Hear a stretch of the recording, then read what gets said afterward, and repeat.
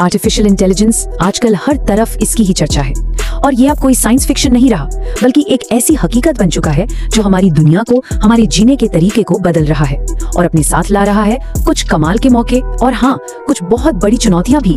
और ये बात बिल्कुल सही है, एआई अब हमारी जिंदगी का हिस्सा है। तो सवाल ये नहीं है कि एआई रहेगा या नहीं, सवाल तो ये है कि हम इसे अपने समाज में कैसे शामिल करते हैं, इसके साथ कैसे आगे बढ़ते हैं। तो चलिए इस पर थोड़ी और गहराई से बात करते हैं। सारी बड़ी बड़ी बातों से हटकर सबसे पहले ये समझते हैं कि आखिर ये एआई है क्या चीज। देखिए, अगर आसान भाषा में कहें तो आर्टिफिशियल इंटेलिजेंस का मतलब है मशीनों को इंसानी दिमाग जैसी ताकत देना। मतलब उन्हें ऐसे प्रोग्राम करना कि वो हमारी तरह सोच सकें, सीख सकें और मुश्किलों को हल कर सकें। चलिए पहले बात करते हैं उस वादे की जो एआई हमसे करता है। देखते हैं कि इसमें हमारी तरक्की को कई गुना बढ़ाने की कितनी जबरदस्त ताकत है। जरा सोच कर देखिए, मेडिकल रिपोर्ट्स कुछ ही मिनटों में आ जाएं, हर मरीज का इलाज बिल्कुल उसकी जरूरत के हिसाब से हो, हमारी बढ़ती आबादी का पेट भरने के लिए खेती करने के तरीके और स्मार्ट हो जाएं, हर बच्चे को वैसी पढ़ाई मिले जैसी उसे चाहिए। सच कहूँ तो संभावनाओं की कोई सीमा नहीं है और इसका एक बहुत बड़ा फायदा है, ये कभी थकता नहीं, कभी रुकता नहीं। 24 घंटे 7 दिन काम करने की क्षमता। इंसानों की तरह इसे आराम की जरूरत नहीं है, जिससे हमें लगातार मदद और काम करने की क्षमता मिलती है। और ये सिर्फ सहूलियत की बात नहीं है, ये जान बचाने की भी बात है। एआई वो सारे खतरनाक काम कर सकता है जहां इंसानों को भेजना बहुत जोखिम भरा होता है, जैसे कि हाई रेडिएशन वाले इलाके या फिर गहरी खदानें। इससे इंसानी जान का खतरा सीधे सीधे कम हो जाता है। लेकिन जैसा कहते हैं ना, हर सिक्के के दो पहलू होते हैं। तो अब कहानी का दूसरा पहलू देखते हैं, वो बड़े बड़े खतरे और मुश्किल सवाल जो एआई की इस ताकत के साथ आते हैं। यहाँ एक बहुत बड़ी चुनौती है, एल्गोरिथमिक बायस। अब ये सुनने में थोड़ा टेक्निकल लगता है, पर इसका मतलब बहुत सीधा है। एआई सिस्टम उसी डेटा से सीखता है जो हम उसे देते हैं। अगर हमारे डेटा में ही भेदभाव है तो एआई भी भेदभाव करना सीख जाएगा।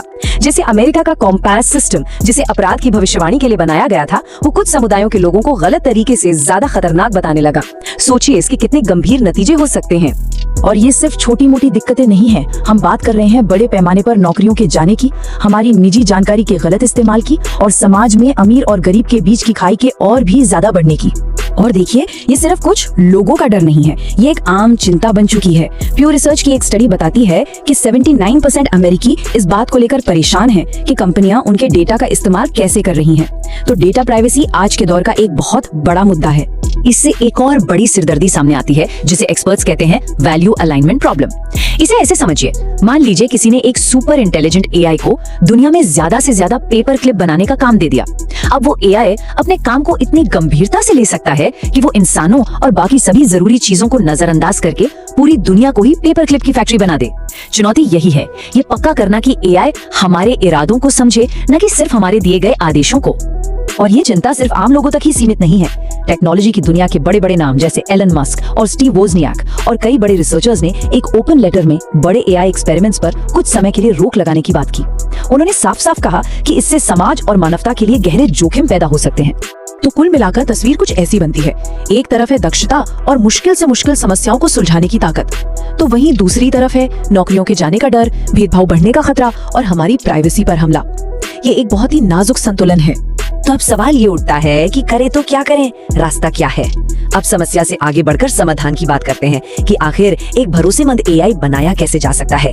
इसका जवाब एक ही मूल मंत्र में छिपा है, एक भरोसेमंद, इंसान को केंद्र में रखने वाला एआई। समाज के मूल्यों और सिद्धांतों को ध्यान में रखकर ही बनाया जाना चाहिए। मतलब साफ है, टेक्नोलॉजी को इंसानों की भलाई के लिए काम करना होगा, न कि इसका उल्टा। तो इसके लिए एक फ्रेमवर्क चाहिए, एक नैतिक ढांचा, और इसके 3 सबसे जरूरी हिस्से हैं। पहला, जवाबदेही तय करना। दूसरा, सिस्टम में किसी भी तरह के भेदभाव को पहचानना और उसे ठीक करना। और तीसरा, ये पक्का करना कि एआई के फैसले पारदर्शी हों, मतलब हमें ये पता हो कि वो किसी नतीजे पर आखिर पहुंचा कैसे। और ये बात वर्ल्ड इकोनॉमिक फोरम भी कहता है। मतलब सीधा है, एआई हमें सलाह दे सकता है, हमें डेटा दे सकता है, लेकिन आखिरी फैसला लेने की और उस फैसले की जिम्मेदारी हमेशा हमेशा इंसान की ही होनी चाहिए। तो चलिए अब बात करते हैं कि आगे का रास्ता कैसा होना चाहिए, हमें कौन से कदम उठाने होंगे। सबसे जरूरी बात जो हमें कभी नहीं भूलनी चाहिए वो ये है कि इस टेक्नोलॉजी को इंसानों ने बनाया है, हम इसे प्रोग्राम करते हैं, हम तय करते हैं कि ये कौन सा डेटा इस्तेमाल करेगी। इसलिए इसका भविष्य कैसा होगा, ये पूरी तरह से हमारी जिम्मेदारी है। इसका मतलब ये नहीं कि हम इनोवेशन रोक दें, बल्कि इसका मतलब है कि हम संभल कर आगे बढ़ें। ताकतवर एआई सिस्टम तभी बनाए जाने चाहिए जब हमें पूरा भरोसा हो कि इनके फायदे नुकसान से कहीं ज्यादा होंगे और हम इनके खतरों को काबू में रख पाएंगे। और हाँ, ये काम कोई अकेला नहीं कर सकता, न कोई एक सरकार, न कोई एक कंपनी। एआई के लिए सुरक्षित नियम और गार्ड रेल्स यानी कि सीमाएं बनाने के लिए सरकारों, कंपनियों और हम सब लोगों को मिलकर काम करना होगा। ये एक साझा जिम्मेदारी है। तो आखिर में बस एक सवाल बचता है। एआई दरअसल एक आईना है जो उसे बनाने वालों की सोच को दिखाता है। तो सवाल ये है कि हम इस आईने में अपनी कौन सी तस्वीर देखना चाहते हैं।